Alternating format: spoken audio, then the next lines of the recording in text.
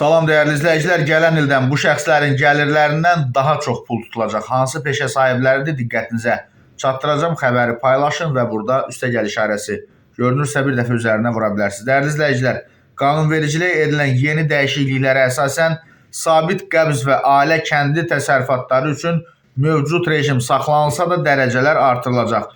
Belə ki, gələn ildən qüvvəyə minməsi nəzərdə tutulan dəyişikliyə əsasən sabit qəbzdə regional əmsallarda 3%lik dərəcə, 5%-ə, 5%lik dərəcə isə 8%-ə çatdırılacaq. Bu barədə deputat Vüqar Bayramov bildirib ki, bu o deməkdir ki, toylarda, şənliklərdə və digər tədbirlərdə aparıcılıq, musiqiçilik, rəqqaslıq, aşıqlıq, məshəkə və yaxud da fərdi foto xidmətləri göstərən şəxslər üçün deməli, ödəniş minimum aylıq əmək haqqının 5% miqdarından 8%-nə qədər artırılır.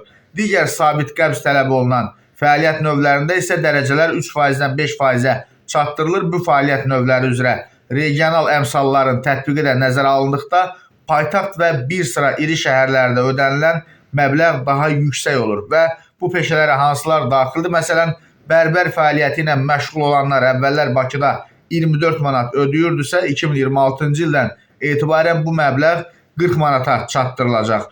Və dəyərli izləyicilər, və ya fərdi foto ilə məşğul olan şəxslər əvvəl Bakıda 40 manat ödəyirdilərsə, indi bu məbləğ 64 manat olacaq. Yəni həmin deməli məbləğ artıq müəyyən qədər artır.